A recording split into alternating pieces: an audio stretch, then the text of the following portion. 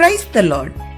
ஹிட்லரின் இறுதி நாட்கள் என்ற புத்தகத்தில் அகில உலகத்தையும் ஆட்டி படைக்க வேண்டும் என்ற பேராசை கொண்ட ஜெர்மானிய நாட்டின் சர்வாதிகாரி ஹிட்லரின் இறுதி நாட்கள் பற்றிய மிகவும் தெளிவாக கூறப்பட்ட சம்பவம் உண்டு.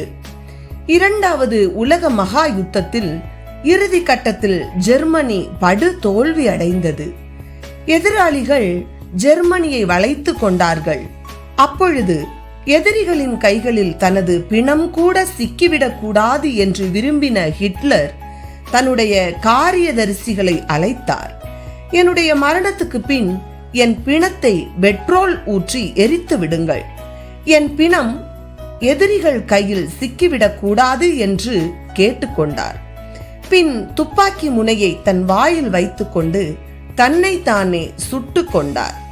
பாருங்கள், பொருளாசையின் விளைவு, பேராசையின் விளைவு மனிதனை எந்த அளவுக்கு பரிதாபமான நிலைக்கு கொண்டு சென்று விடுகிறது.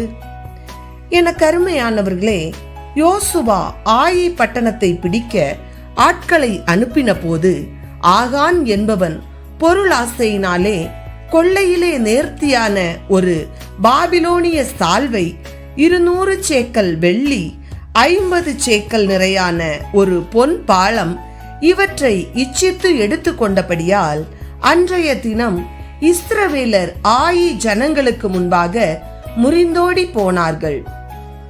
ஒரு மனுஷனுடைய பொருளாசையால் அன்றைய தினம் 36 பேர் வெட்டி போடப்பட்டு தோல்வியையும் சந்திக்க வேண்டியதாயிற்று. மேலும் எலிசாவின் வேலைக்காரனான கேயாசி எலிசா நாகமானிடம் வாங்க மறுத்த பொன், வெள்ளி, மாற்று வஸ்திரங்கள் இவைகளின் மேல் ஆசை கொண்டு எலிசாவுக்கு தெரியாமல் நாகமானை தொடர்ந்து போய் பொருளாசையினால் அவைகளை பெற்றுக்கொண்டார். முடிவு, நாகமானின் குஷ்டரோகம் கேயாசியையும் அவன் சந்ததியாரையும் பிடித்து உறைந்த மழை நிறமான குஷ்டரோகி ஆனான். ஆம், உள்ளது போதுமென்று எண்ணுவோம். பொருளாசையினால் வட்டிக்கு பணம் விடுவது, லஞ்சம் வாங்குவது முதலியவை சாபத்தீடானது. இவை சந்ததியினரையும் தொடர்ந்து பிடிக்கும். எனவே தான் வேதம் சொல்லுகிறது, பொருளாசையை குறித்து எச்சரிக்கையாயிருங்கள். ஏனெனில் ஒருவனுக்கு எவ்வளவு திரளான ஆஸ்தி இருந்தாலும் அது அவனுக்கு ஜீவன் அல்ல என்று. கர்த்தருக்கு பயந்து பொருளாசையாகிய விக்கிரக ஆராதனையை நம்மை விட்டு விலக்குவோம். கர்த்தர் தாமே நம்மை ஆசீர்வதிப்பாராக. ஆமேன்.